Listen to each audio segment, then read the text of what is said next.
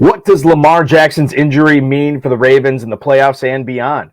Is there a sleeper that you may want on your team from the Miami Dolphins in the world-famous FFPC Playoff Challenge? And who are the picks to win in the FFPC world-famous FFPC Challenge from myself, from Farrell, and from tonight's guest, the 10th place finisher in the world-famous FFPC Playoff Challenge from last year, Dan Setlock, joins us to discuss how he came so close to winning the $500,000, how he plans on making some changes to get him to the mountaintop this year, and much more. We've got a great show for you. Farrell Elliott is here. I'm Eric Balkman. Stick around. Your high-stakes fantasy football hour starts now.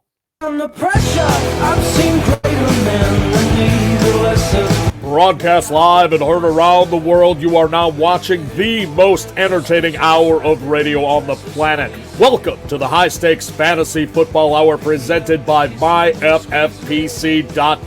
with your hosts Eric Balkman and Farrell Elliott. The High Stakes Fantasy Football Hour is your home for analysis from the best players in the world. And now, because no one else was available, here are Eric Balkman and Farrell Elliott. Solace in the scripture, are we not all our father's sons? I became a man, nobody ever told me what a man was.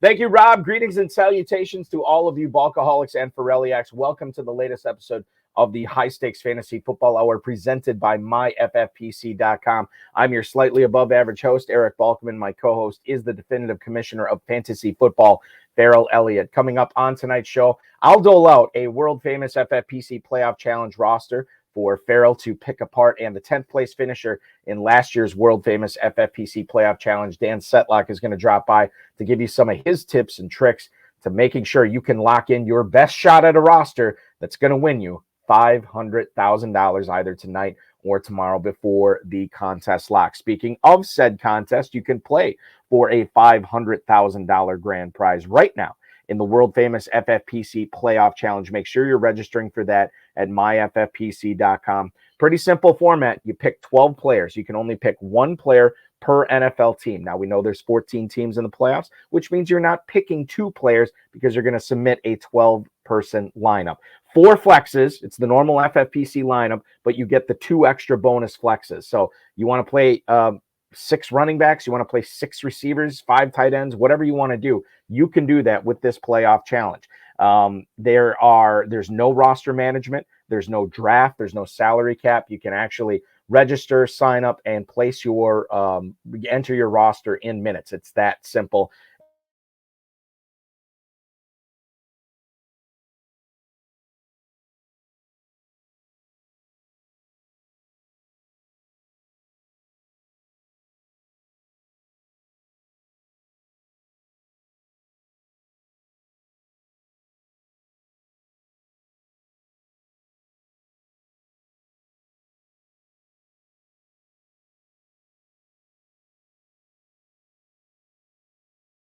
Did a little bit ago. I think it's like 90% full, something like that, right around 90% full.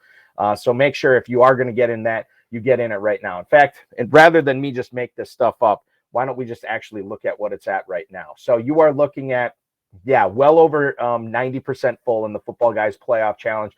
The FFPC Playoff Challenge, I think, is approaching just over 80% full right now, which actually is ahead of last year. And remember, it sold out a couple hours before kickoff of that first game last year. So there is no time like the present. Register now, myffpc.com, for the world-famous FFPC Playoff Challenge. Now, in case you missed it, we had the RotoViz High Stakes Lowdown on Tuesday night with 2022 FFPC main event 9th place team owner Rob Lankowski. We talked about how he finished in the top 10 of the FFPC main event in back-to-back years. We also touched on, for the last portion of the interview, last 20 minutes or so, we talked about his strategy and his advice and the stuff he's going to be doing when he crafts his lineups together in the playoff challenge. So if you're looking for more advice there, you can definitely check that out.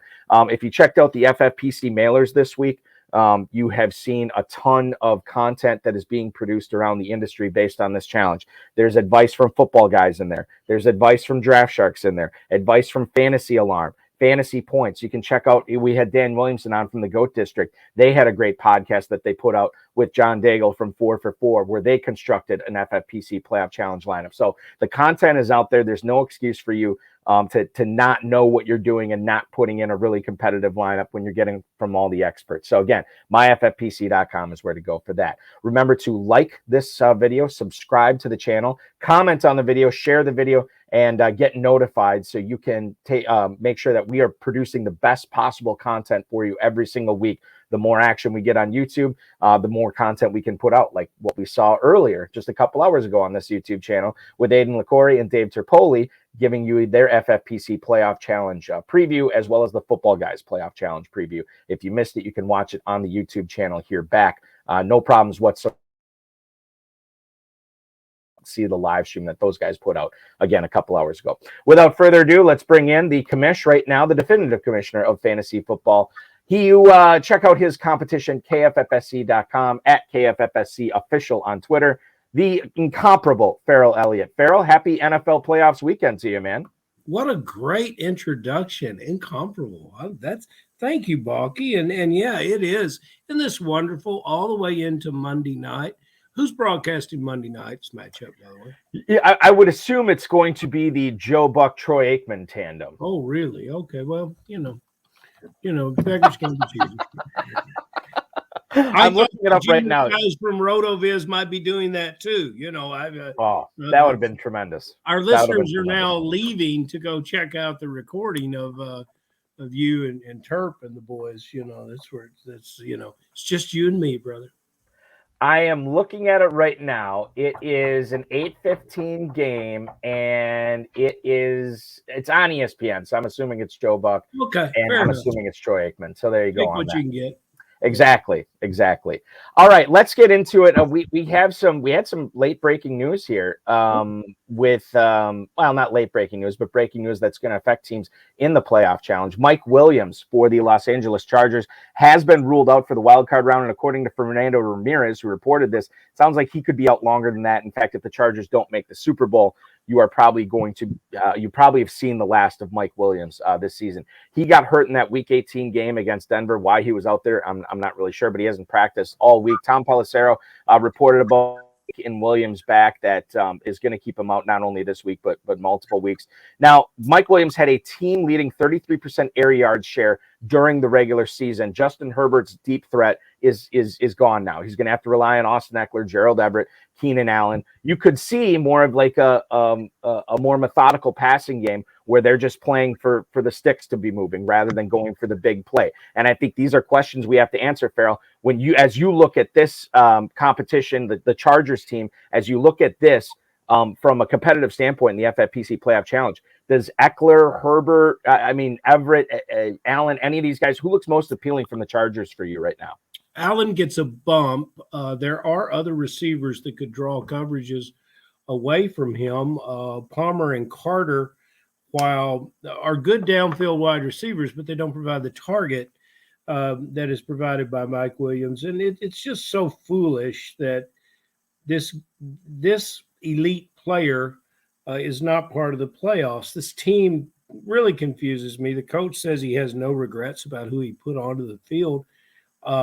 And I would think the coach is subject to some awareness issues. He just doesn't quite understand the business of football. He proved that last year with his misplay at the end of the game that encouraged the Raiders to kick what I believe was a field goal to win the game, when a tie would have let the Chargers participate in the playoffs last year. And I got to figure his players are consistently giving him the side eye in the locker room. I don't think it speaks well for this team going into the road game against Jacksonville. But I'm if you've got to use a Charger, I think the Charger everyone wants to use is Eckler. Keenan Allen is Jacksonville is sorrowful against the slot receiver, and if Allen fulfills the slot role in this offense, that's hard to predict. So Balky, yeah, I'm just flummoxed by this entire team, and I expect Jacksonville to move on from this game. And okay, so if that's the case, then if you expect Jacksonville to move on, then maybe you're looking at the Chargers defense or some like a fade type, and rather than Eckler is going to be heavily owned. Keenan Allen, who's probably going to be heavily owned now with this Mike Williams news. Is that the way you approach this, rather than soak a running back position or a flex position into a guy who may only get one game? Do you roll with a defense or something instead? We have multiple teams that are only going to get one game, so Eckler can give you production of 2 games in one. Las Vegas has installed him as a I looked it up earlier, minus 45 to catch over, or the over and under is 4.5 catches. You've got minus money for over that. I think he'll have that middle of the second quarter. So if anyone wants to make a bet, there you go. But Eckler, one and done or two and done. Eckler might give you 2 games worth of productivity.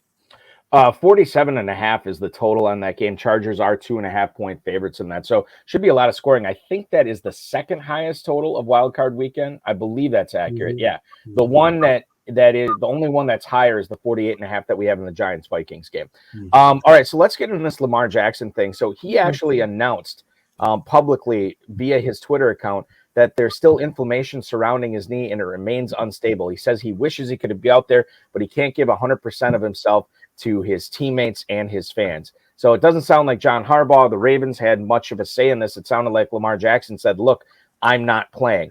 Jackson said that he has a grade 2 PCL sprain, borderline of grade 3, and the fact that his knee is not stable makes it sound like he could be done for the year. Farrell, this is a player that the Ravens and him tried to get together in the offseason to come together on a long-term deal. It didn't happen. We know that Jackson is probably not going to factor into the world-famous FFPC playoff challenge. But what is the future like for Jackson in Baltimore? Is this a marriage that can be repaired where they can come together on a long-term deal still? Well, we don't really know because he does not have the elements and assets in place to come to a long-term deal. And the Ravens have the benefit of the collective bargaining agreement, which will allow them to keep him as a player and keep him on the field. And he has negotiated himself into this, and it because of his lack of retaining some assistance to get to a deal. Getting to a deal for a star player shouldn't be this hard.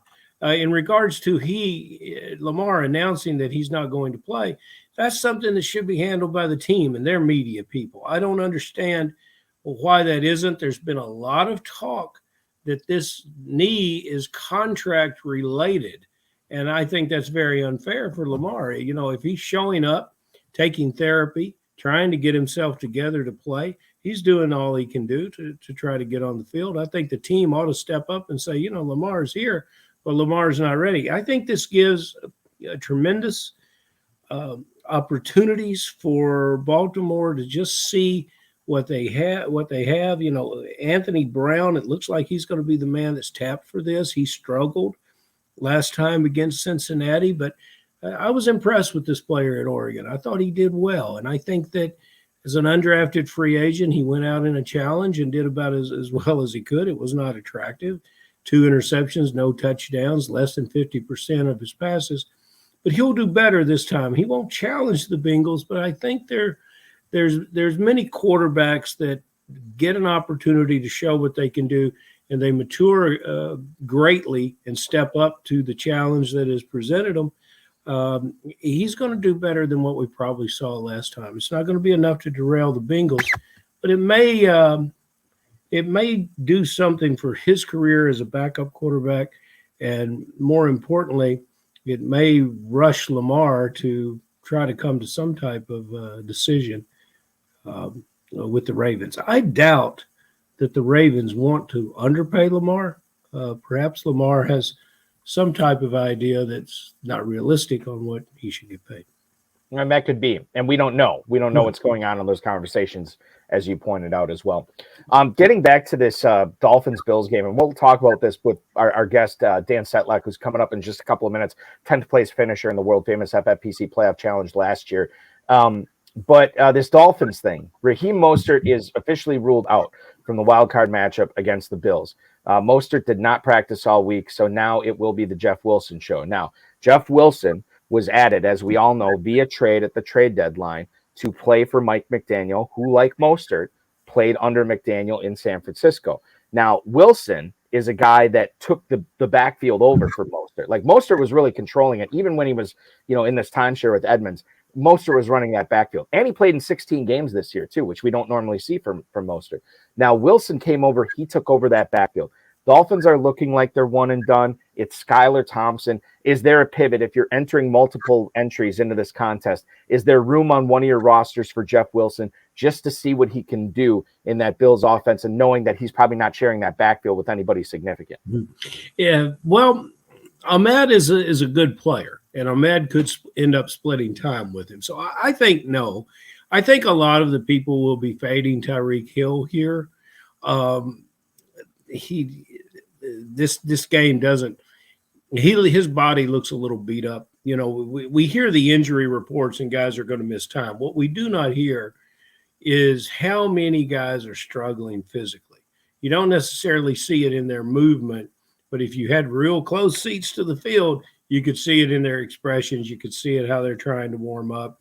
They're coming out to get extra time. So I really don't know what I want to do with the Dolphins here. I would think that that's your defense kicker play, perhaps.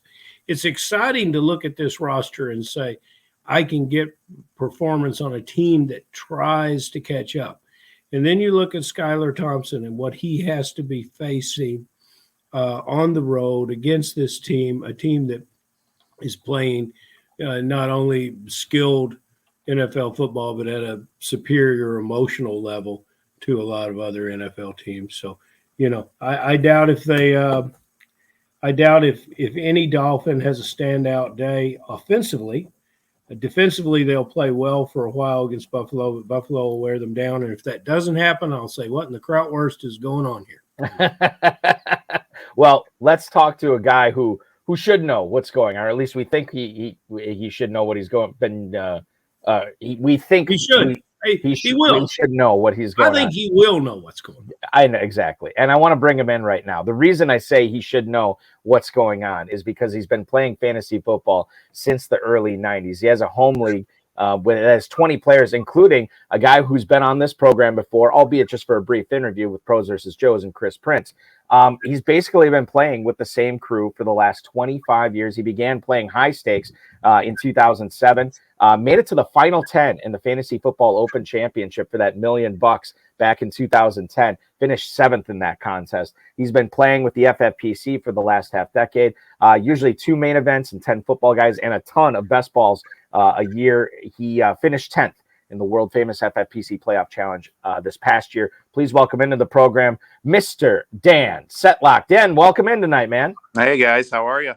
We're doing good. We're doing great. The real question is, are you done tinkering with your playoff challenge entries this year yet? I am. I probably am going to add a late one tomorrow morning. I have a feeling, but I'm kind of one of those people that just sets it and I don't tinker much. I try not to, because when I tinker, it doesn't usually end up well. So I'm usually a set it and forget it kind of person. We set always it and forget it, Balky. His name is Setlock. Exactly. This is the greatest name. That's right. There are so many things. Yeah. There's so many marketing angles here. So many things you could do with this. We must get you in some representation. Yeah, it's like Jenga though. Once you move one piece in this, this format, it's like you got to move 7 other pieces. So I don't like to do that. I want to set it and leave it. Right. Lock it up. Lock it up. And take this for everybody who's watching this right now. You're talking with the 10th place team in the playoff challenge last year. He sets it, and rather than tinkers with it, he gets another team. Gets another team if he wants to modify something. So that's the way you play it. You don't mess with what you already got. No, you want to do something different. I set one of my real favorite teams, and then add a second just to kind of tinker with that one a little bit, just in case. But generally, it's the first one that does the best. Usually, there you go. In my history, at least. And I think that's true with a lot of people, although I don't know it's true with everybody, especially if you get an additional team. Sometimes you get better at it as you go. It doesn't always work that way, but sometimes it does. Dan, let's talk about this for a second. When you're not finishing in the top 10 of the world famous FFPC playoff challenge, what are you doing for a living, sir? I am a finance manager at a car dealership in Taylor, Michigan, Moran Buick GMC. Yeah, great gig. Work no weekends. We have Saturdays off, so a lot of football watching. You have Saturdays off in the Yeah. car business? Yeah, isn't that amazing? I I found a love place that. that doesn't open on Saturdays, so Good for you. yeah, That's been in the really- business for about 6 years. That's definitely not always the case, but our owner does not believe in working on the weekends, so takes care of us. Good. Yeah. Good to hear. Setlock has the weekend off. That I got gives the you more weekend off. time to tamper I do. with your lineup, but you do not do it because you set. I have a wife and 3 children, so I'm plenty busy with other stuff. Congratulations, Yeah. sir. Okay, Mr. Setlock. I looked at your roster that you did so well with last year, and I must temper this with I've never experienced much success in this format. I'm intrigued by it. I love playing in it. Yeah. And when I look at a winning team, a successful team, I say, well, I could have done that. Or I say, I actually had that. Maybe, excuse me, gentlemen, maybe I didn't set and lock it. So I want to quickly go through your roster from last year. I'm going to run all the way through it. And I want to know if just give me some element of what the strategy and how you utilized it and what your philosophy was in putting this team together. Because it looks like a team that anyone could have put together. Your chalk players, quarterback Patrick Mahomes, Cooper Kupp, Devontae Adams, Rob Gronkowski, and Stephon Diggs. Those guys, the easiest picks in all the draft. Then Joe Mixon, Damian Harris at running back. That makes sense. Deebo Samuel was on his way to a great end of the season. Every team needs a Raider. You had Hunter Renfrow.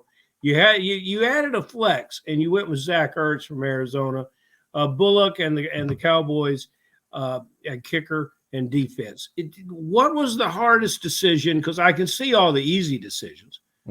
So what was the hardest decision, and did you make any changes to this? And how did you end up with this team? Well, let me preface this by saying it's hard to remember yesterday, let alone last year. Yeah, I understand. But let me tell you, if I finished in 10th place, if I can't remember it, I'm going to come up with a damn good story.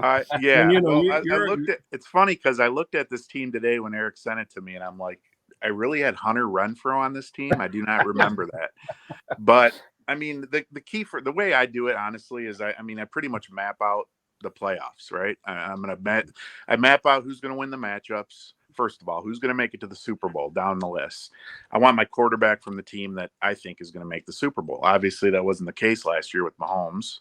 However, he did have a great, playoff run. But I mean, and I just work my way back. I mean, if it's a debate, I mean, a lot of these guys are generally chalk, which I don't think is always the worst thing, honestly, in this contest. No. I mean, you got to differentiate a little bit, but ultimately you're trying to get the best player from each team that's going to score the most points, right? It doesn't really matter if it's chalk or not, honestly. I mean, you got to have a few things go your way, but honestly, looking at my team, a couple of keys obviously were Deebo. I mean, I think Deebo was a key. He had a great run. Cooper Kupp, obviously, but Mixon was a key. Mixon had a great playoff run. I think a lot of people had Chase. And other than that, I mean, Diggs was great. But yeah, honestly, I don't remember my mindset of going through the team. That's just my general philosophy. Having someone here in Cincinnati, the chalk pick was Chase, and you went away from it. Yeah, and I went away from it because I just thought that I didn't honestly think the Bengals were going to make it as far as they did, but I figured I believe they had a good rushing matchup the first week. I kind of break it down like matchups in the regular season. Who's playing this game? Okay, if they advance, what's the rushing D like? Things like that. But no, I didn't have the Bengals going to the Super Bowl. I can tell you that, obviously. But. Well, you could have told us you did. So let's talk about this year, Dan, and I think one of the games that people are really going to have to get right, and it might be the toughest game to project, is the Cowboys and Buccaneers. I think the Cowboys are a slight favorite in that game in Tampa on Monday night. 2.5 right now as I'm seeing it. But the crucial, what makes this game so interesting is besides it being, close to a coin flip, there are a plethora of players on both rosters that you can use. And maybe you pick one player from both teams on this. But when you have Prescott, Pollard, Elliott, Lamb, you got Dalton Schultz there as well from Dallas. You look at Tampa, and you have Evans and Godwin. You got Fournette, Rashad White, Tom Brady. Cade Otton has been coming on as well. I mean, there's a lot of different ways to go. Who do you think wins that game? And who are you picking from these teams in your challenge roster? It's funny because I think this is a lock. I love the Bucs in this game. I don't think it's much of a question personally. I don't see how they're underdogs, honestly. I'm from Michigan. Obviously, Brady's a Michigan alum. So, I mean, I've been a Brady fan my whole life. I don't think they're not playing well, not having a great season, but I love the Bucs in this game. I think it's the easiest game on the board almost, personally, betting wise. So I'm completely fading the Cowboys. I'm right now I have them slotted in at the defense. And I've toyed with the idea. Actually, I have a $35 I think it's the football guys. I got Brady in the QB slot.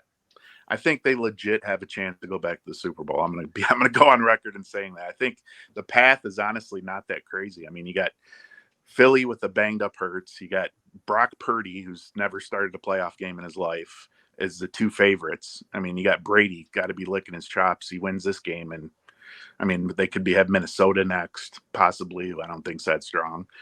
So yeah, I think the Bucs are moving on in this game pretty easily. I mean, not that they're going to blow them out, but I think they're winning this game. So I'm leaning right now Mike Evans. I think Mike Evans is going to have a big game, but I could see Fournette. But I'm thinking Mike Evans. But if I had a little more, I don't want to say the word, but I'd probably go Brady. I could see Brady making it. Yeah, and I'll tell you this too. Like, and I've been saying this since the playoffs locked.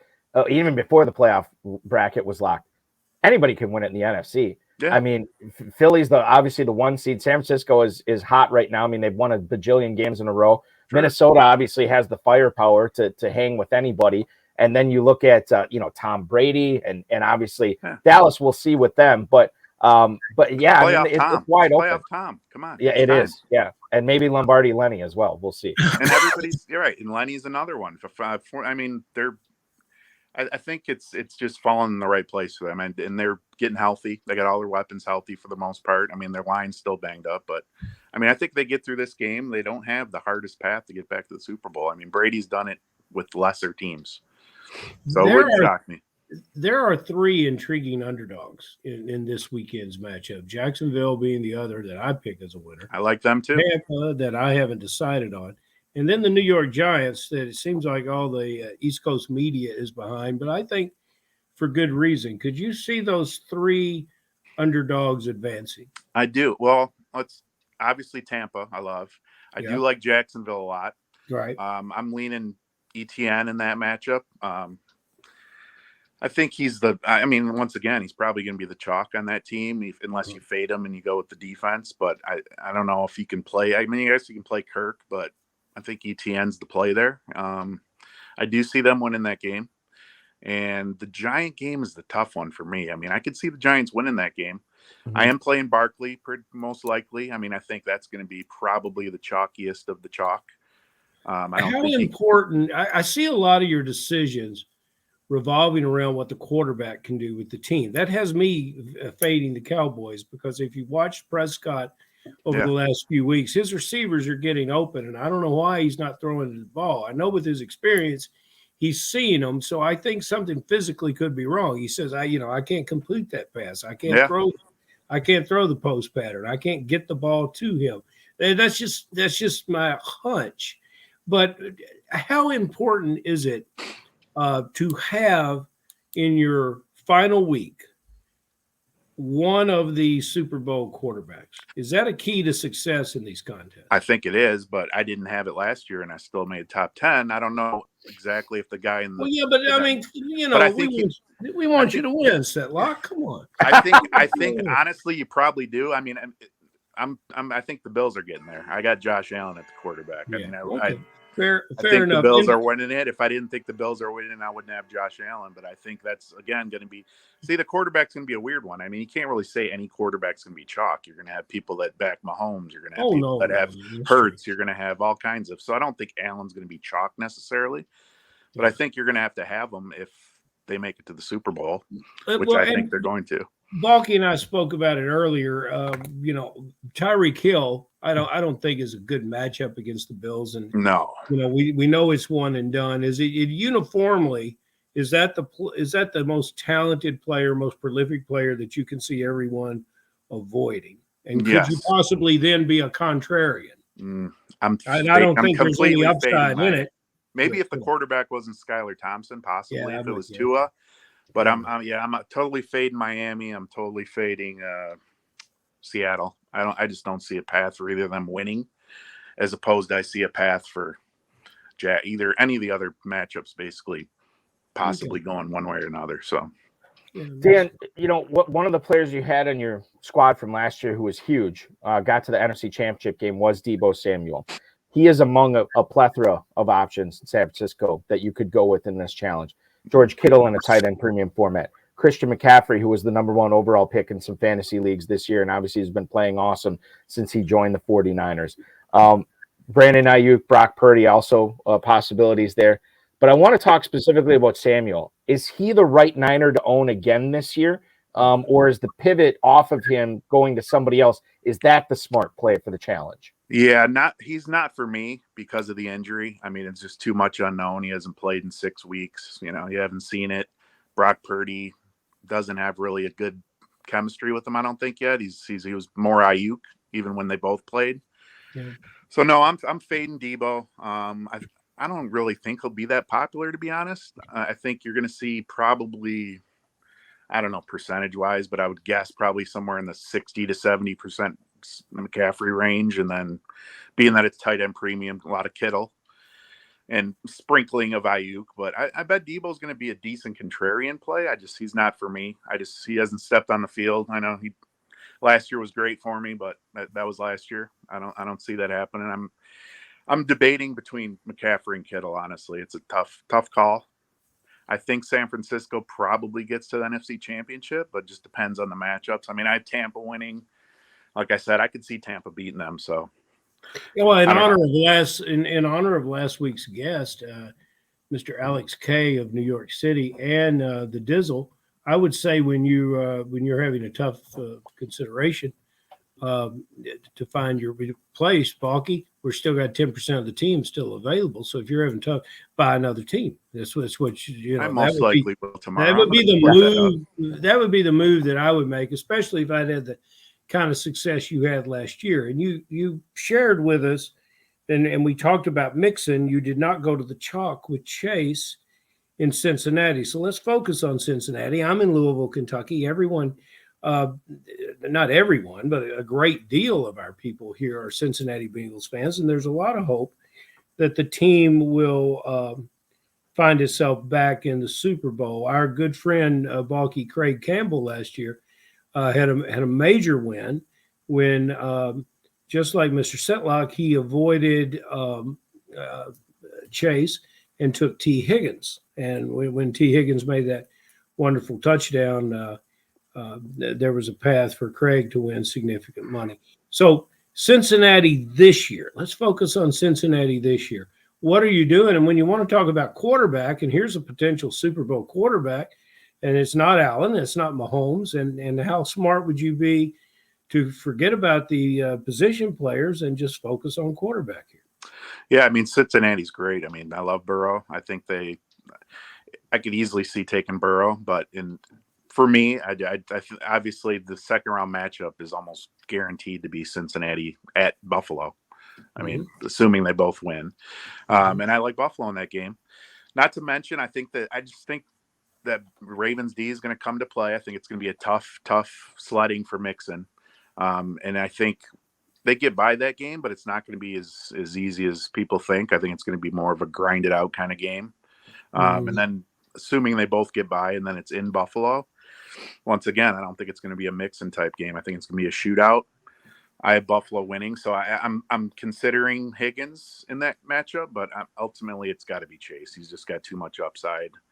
If you're going to ask me who's going to have more points, Chase or Higgins, I'm going Chase. I mean, once again, Chase year, huh? The Chase year, yeah. Even if it's chalky, I mean, ultimately, is he going to score more than Mixon and Higgins? I think he is.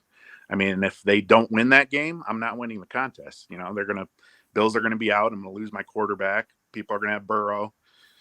So once again, it comes back to kind of picking who you think is going to advance, and I'm taking Allen. No, you touched on Jacksonville. I think the three of us are all in agreement here that Jacksonville wins this game. And are we not, Farrell? Oh, I am. Well, I think we are, but I love the way you guys have jumped on my bandwagon, and I saw room on it. Why wouldn't I? There is room here for you. The Duval counties have spoken. There's a lot of out-coached, much better coach. Yes. I am not a believer in Brandon Staley. I think he definitely, like you mentioned earlier, botched that up and just lost their second best receiver for zero reason. I just don't get it. I don't live in fear. Somebody says, well, you got to bench your game. It's not out of fear. It's out of balance. And there's always an advantage to look at some of the guys that you want to give a chance to play. I would be curious what Josh Kelly could do with 20 carries just to see, it's how to run a football team, but I digress, Balky. It could be a good game, though. I mean, I don't think the Chargers don't have a chance. I mean, it's definitely all of these games should be good games. Yeah, so. But Jacksonville kind of showed you what they can do on the last game when they needed to win at Tennessee. It wasn't the prettiest, but I think they can play that kind of similar game with them. The Chargers it's Herbert's first playoff game on the road. I like Jacksonville. It's going to be live there. Are you able to get off Austin Eckler and go to a different Charger in the challenge, or is Eckler does he just represent too high of a standard? Farrell said before you could get 2 games out of Eckler in one game. He's the easy play for me. I mean, I have him playing one game, and I have him having a pretty solid game. So if I have him only playing one game, who's gonna be better, him or? I mean, Keenan Allen's going to be close just because of Mike Williams out. He's probably going to get a lot of volume. I feel like they're both going to be very similar at the end of the day, but I probably have Eckler slightly higher. And if they only play one game and you got, say it's 60-40 ownership, I mean, why would you don't want Keenan Allen, right? If if Eckler outscores them by 5 points and they play one game, you got 5 points up on the Chargers. In the KFFSC, we're drafting next year on Super Bowl weekend, and we are waiting, by the way, from a commitment from our host, Eric Balkman, a wonderful co-host here. A matter of fact, he's already Dan. He's already counted about being here. He and his running buddy Erickson, and the crew that is, Team Appleton is already coming. Matter of fact, if he doesn't show his teams next year, one team name will be No Show Jones. But he is really, and he has a trophy that from our springtime leagues that he was successfully. Nice. This one right here, yeah, nice trophy, and he earned it in 2020. In 2022 and 2023 Super Bowl, we expect him in the room with us. And Dan, you are invited too, especially now since we learned you have every Saturday off. Yeah, but I learned a long time ago that if you ask a question and you're not particularly pleased with the answer that you got, you come back to the same person and you ask a different question seeking the same information. So for all of us that have struggled in this format, and for those perhaps who may never have played in this format, what kind of advice could you possibly give us beyond what you have already so kindly shared here? I can tell you are a knowledgeable cat in regards to fantasy football. I used to get to ask during the regular year, I get to ask for sleepers and bust. I guess I don't want that. But what I really want is a reflection of your experience and just what you haven't perhaps covered that we could all glean some type of hope from, and call it the Setlock method when we get to city. Yeah, kind of, just like what I said earlier. I mean, you really just need to map out your path. You need to map out who you think is going to be in the Super Bowl. You need to keep those key players in mind. You need to not tinker too much with your lineups. I mean, people love to tinker. I have friends that I don't do a lot of daily, to be honest with you, but my friends do a ton of daily. And I'm like, who do you have? He's like, I don't know. I switched it 37 times. He's like, I had that guy in my line.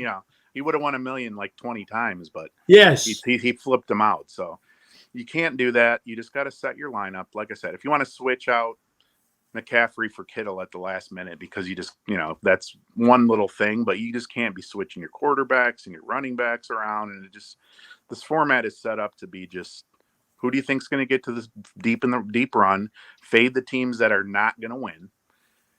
That's, like, I don't think there's any major fades that I have, honestly. I mean, it's, like I said, I don't like Dallas at all. I think a lot of people are going to have at least some flex from either Pollard or Lamb or anything like that. So I'm hoping they go out in the first round and I'm going to have their defense. They could easily have some sacks and fumbles, but ultimately you want your defense and your kicker to be out in the first round as well. So I think, Tucker's probably going to be the highest owned player in this whole contest, I'm guessing. He very well might be. Yeah, he's going to be nice. So I have that too, but yeah, it's just stick to your guns. I mean, trust in your process and your, setting your team. I mean, but it is good to have multiple teams. I mean, I usually run 1 or 2 teams. I mean, you are competing against a lot of people, but it's not like you're playing DraftKings where it's, 1 million people in it. Who would want to do that? No, it's very doable. I mean, there's 7,000 people. It's not that crazy to take this down, honestly. So Dan, I want to piggyback on something I had asked you about that the Chargers Jaguars game. I submitted a lineup for. I mean, obviously I can't play in the contest, but when I was on my Better Sports Network show last night, I did a lineup and I wanted to differentiate with the lineup that I'm going to bring with Farrell here in the next 5 or 10 minutes. I wanted to differentiate as much as possible from it, but the question I still went back and forth on with both the team from last night and tonight is, as far as the Jaguars go, is it Travis Etienne or is it Evan Engram? And I honestly don't know. With a tight end premium format like this, I don't know which way I wanted to go on this. I went back and forth on it. How do you look at the Jaguars? That's probably the best pivot, honestly. I'm probably rolling ETN, but he's probably the second guy you want with the tight end premium. I mean, I love the tight end premium. I actually tried to get that passed in my league, and enough people didn't want to do it, but it's hard not to get off that once you're in the league. I've been doing this for long enough. I love it, and it just makes them so much more valuable. But I think Ingram is the pivot off of ETN. I do have him winning, so I do have. I mean, Ingram's been a little bit hit or miss. They can, as Lawrence spreads it around. I mean, they got Zay Jones, they got Christian Kirk, they got, so it is hard to pinpoint targets on that team. Kind of, he has had his games obviously, but ultimately, I think ETN is gonna get it done for him. Our friend John Erickson, Balky, checked in with a quote that I think will live. I will only tight end premium with a premium tight end. So that's what I have to say. Yeah. Thank you, Don, for coming in with that, because I think that's a good quote. Okay. The other thing, guys, just real quick on not that I want to turn this into the Travis Etienne show, but I think something that's important to realize, and I didn't realize this till just now, but Etienne has a pretty good matchup here against the Chargers. It's not been great at stopping the run this year. What did he do in Week 18? 7 carries for 17 yards. But keep in mind, and I guess I forgot about this, Titans had the second-ranked rush defense in the NFL. And I wonder how, if I'm believing, I can't play Etienne. Look what he did this last game, 7 for 17. If I'm thinking that, right, how many other people are thinking that as well? Maybe he is the contrarian play, right? Maybe he's the contrarian play, right? Yeah. Especially with the season that Engram had. Maybe Etienne is the guy you want here in this competition. So I think that's another point that bears mentioning today, right, Farrell? I don't think he's going to be. I don't think he's going to be chalky, honestly. Like you said, I think if people are going to be fading Jacksonville, they're underdogs. I think a lot of people are going to be playing the defense, honestly, in this game. And you're going to see a little bit of Kirk, a little bit of Ingram, but he may be the most owned player on the team, but it's not going to be super high, I don't think. And it's with great hesitancy that I sided with Jacksonville in this game, because I think, Dan, you solidified it for me. It's coaching, much better coaching on the other side of the field. And, we got 2 long-haired quarterbacks competing with each other. So, that ought to come together pretty good. But I think somebody might be tempted. Every show has had a theme here in December about Evan Engram. And I think a lot of people might be tempted to say, okay, Jacksonville is going to advance, and The Chargers defensively are middle of the pack against the tight end. They don't threaten the tight end, and I would say that's probably a fugazi statistic because I think it's affected by that they have to play Kelsey twice a year. Kelsey was quiet in the second game. Yeah.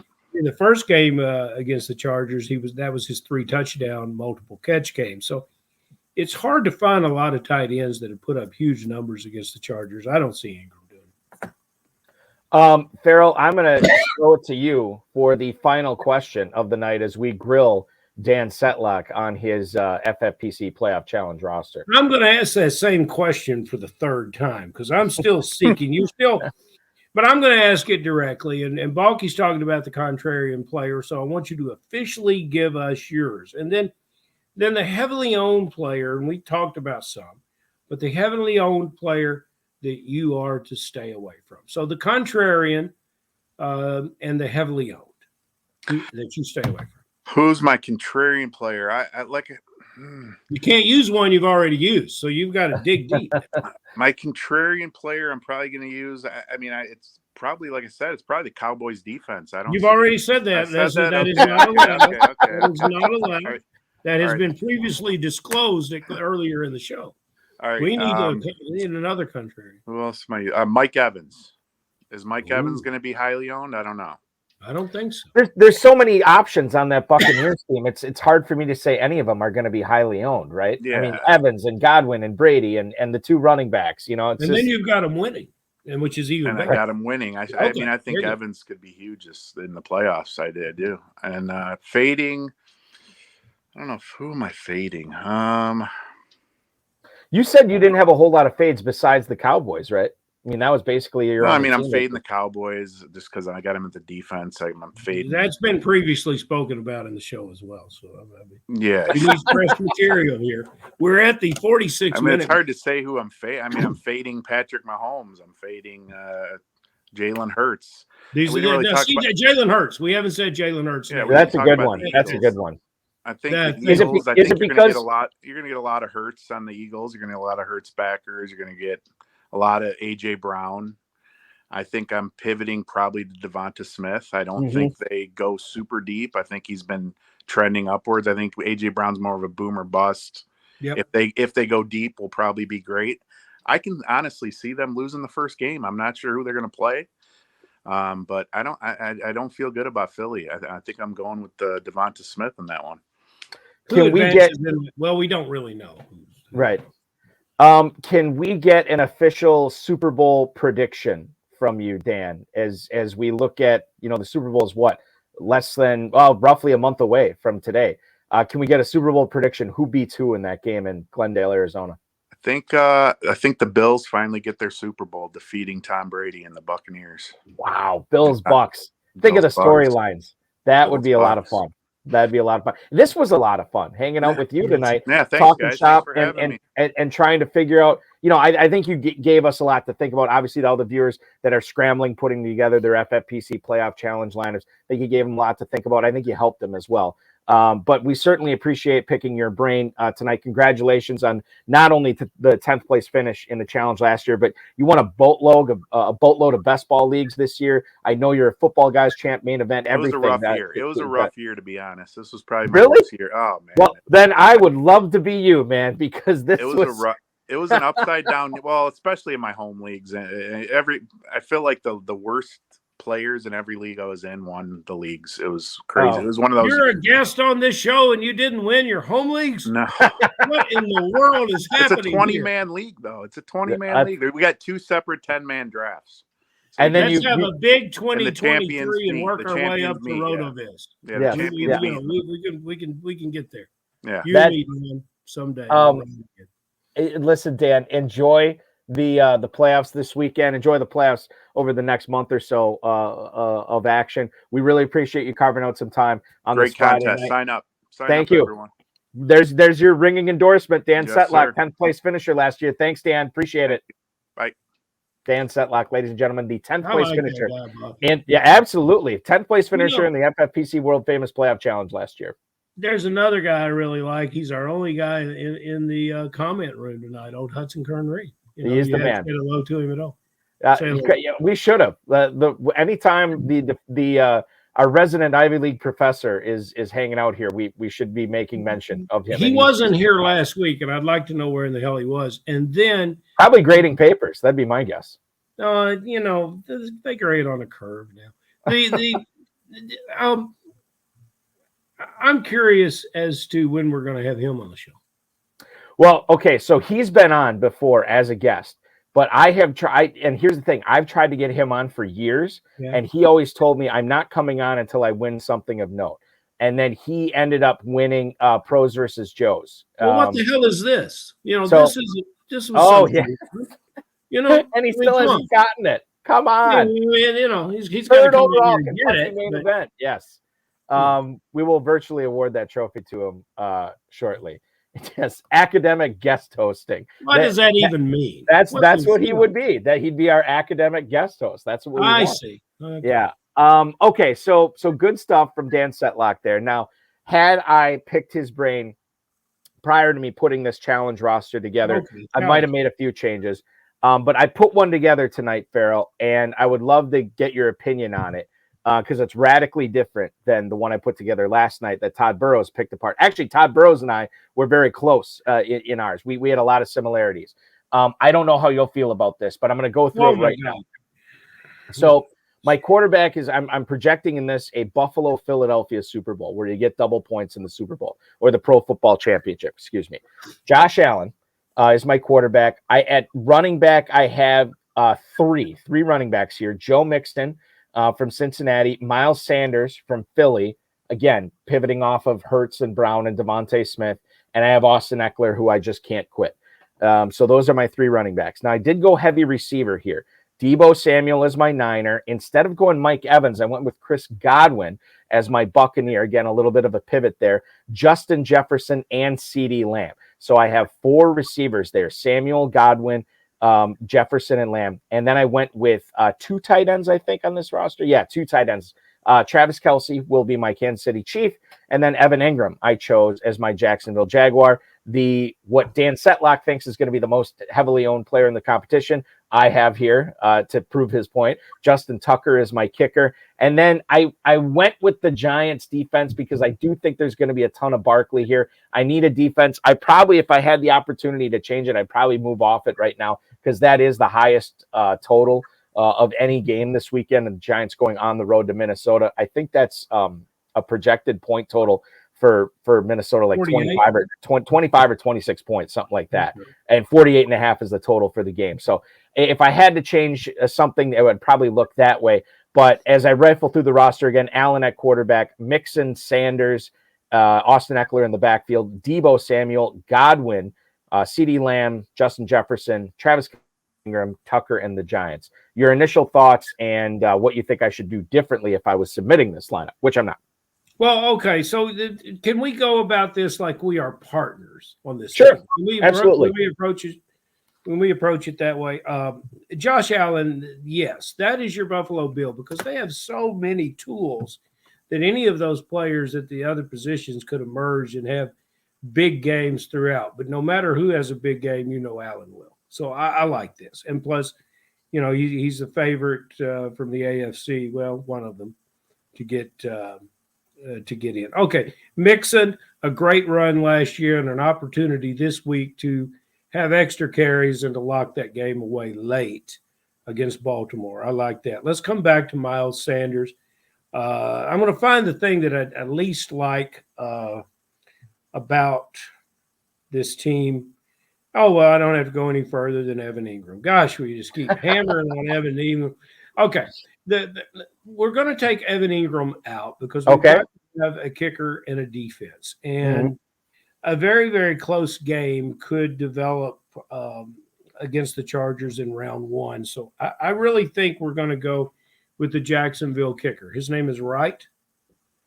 It is. It doesn't matter. But the Jacksonville kicker. No, isn't it Riley Patterson? Riley Patterson. Okay. Yeah. Okay, Patterson it is. We'll move him into the kicker because that's a game that could be decided, at least the Las Vegas thinks it'll be decided by 3 points. Okay. We're going to move Ingram out of the game, and what I would like to move into the flex position, you have the Giants as defense. Excuse me. We're going to move Baltimore down to the defensive spot, getting rid of your kicker Tucker. Okay. And we're going to take Ingram out, and I'm going to talk to you, and I'm going to try to convince you for my new favorite New York Giant, number 18. I think it's Isaiah Hodgins. Hodgins. Hodges. I would like Yeah. to play Hodges. Over the last 5 games, Balky, 25 catches, 4 of them touchdowns. And he's opposing Jefferson, which is my favorite pick of what you've done here with this team. I would like to have the winner of that game. I would like to move forward with a receiver on the winning team from that game. So Jefferson and then Isaiah Hodgins, and one of them will advance, and I like that. And I apologize for coughing. I haven't coughed all day until the show started. Godwin, I think that could be switched out, in tip of the cap to Mr. Setlock. I think we could switch that out. I think we could take down Miles Sanders and install Playoff Lenny. It's in the name there, Balky, Playoff Lenny. And we could also consider, if you don't want Lenny and if you really want to roll with Miles Sanders, we could put in one of the Philadelphia receivers, or we could consider Evans. And I'll say this, that Chris Godwin is my favorite player, but we talked earlier in the show about players that have just been beaten up this year. And he started the year beat up, and he hasn't. And will he, starting in the wild card round, will he be still a force?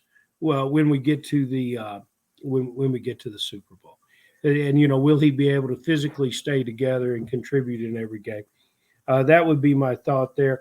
Austin Eckler is in the lineup. CeeDee Lamb, I think no matter what in this game, he's going to get his targets and his touches.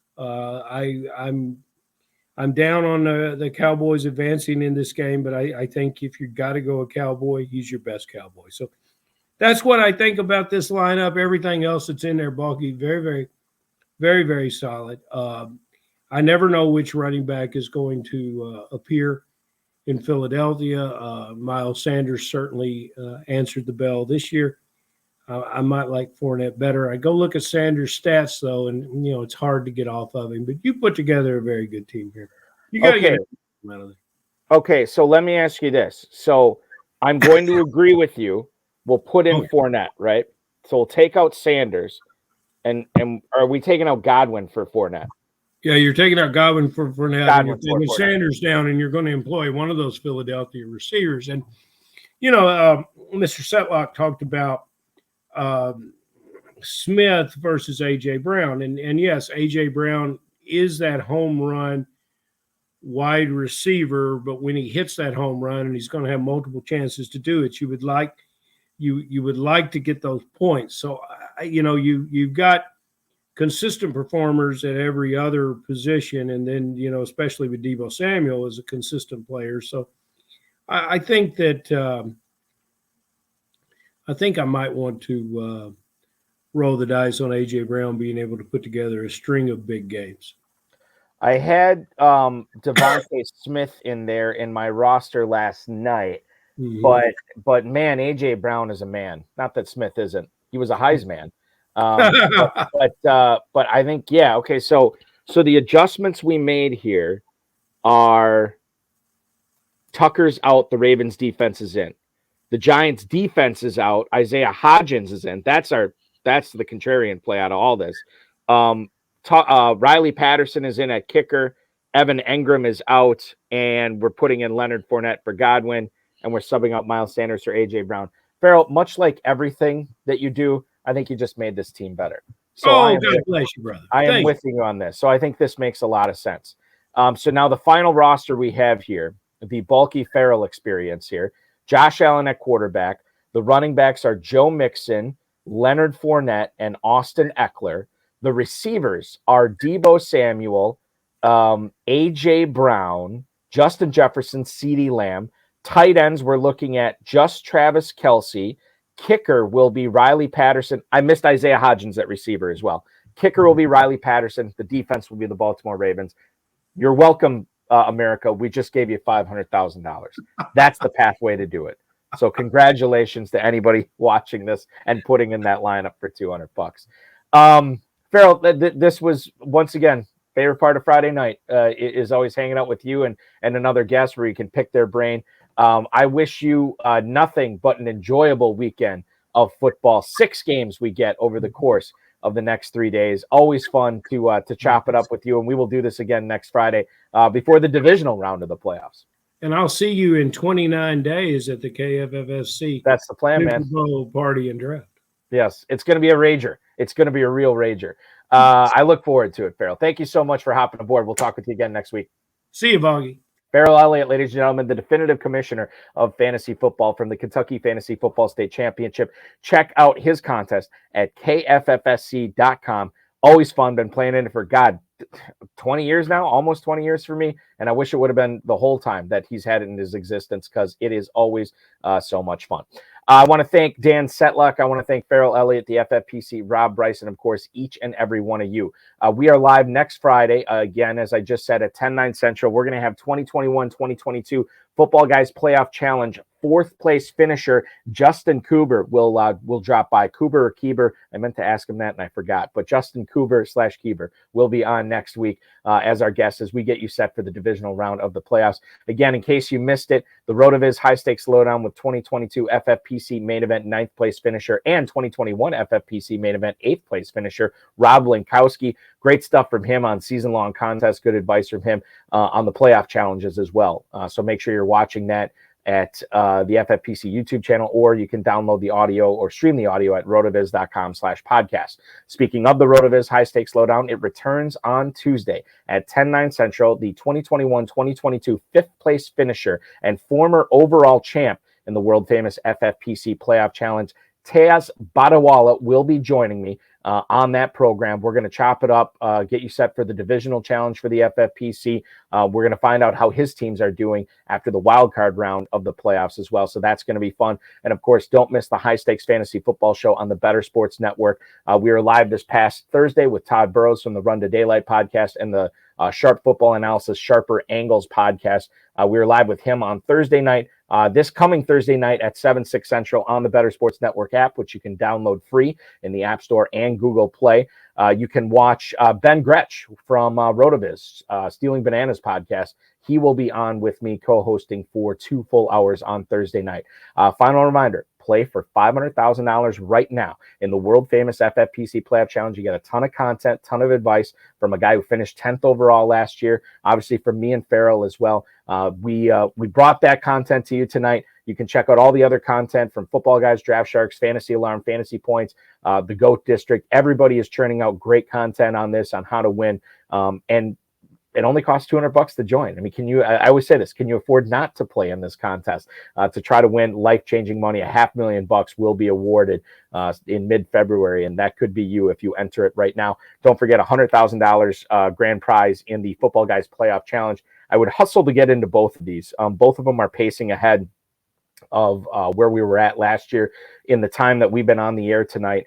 I think in the Football Guys Playoff Challenge, it looks like 200 some teams, right around there. If I'm seeing this correctly, I think 200 teams got sold while we've been broadcasting tonight, and there's only a little under 1,200 left there. And then in the FFPC Playoff Challenge, we're looking at about, I want to say about 100 teams or so, a little under 100 teams sold in the last hour there. Only 1,850 spots left. So they're going to go fast tomorrow. They always do. So make sure you are, what does Farrell always say? Don't be a wish I had. Sign up now, get your teams registered, and then you can mess with them before lineups lock at 4:30 Eastern time tomorrow when the Seahawks and Niners kick off.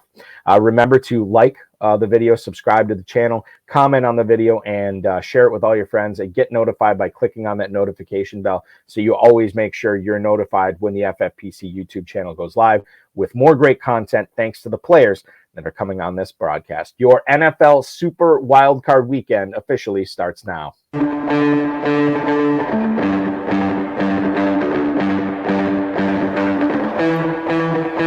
This has been another episode of the High Stakes Fantasy Football Hour presented by myffpc.com. It was broadcast live and was watched around the world Balky and Farrell will be back next week with more analysis, more interviews, and more advice from guests much smarter than they are. Thanks for watching, and we'll talk with you again next week. You know, I realized I didn't do like a post announcement, like a post credit scene on the show last week, and I apologize for that. But I'm going to do one this week, and it's regarding something that we didn't actually get to on the show. But according to Tom Pelissero on Twitter, that if there is going to be a neutral site for the AFC Championship game, it will be between the Chiefs and Bills. It will be played at Atlanta. That's where the two teams would meet to be on a neutral site. Pelissero said that the stadium is basically equidistant from both Kansas City and Buffalo, and the game would be played January 29th at 6:30 Eastern time. That's if those two teams meet. That's where it'll be played. Now, there was some scuttlebutt about Lambeau Field perhaps hosting the AFC Championship game. And my buddy and I were talking, and we were at the Packers game on Sunday, the debacle. And congratulations to the Lions, because one team showed up for that game. It definitely wasn't Green Bay.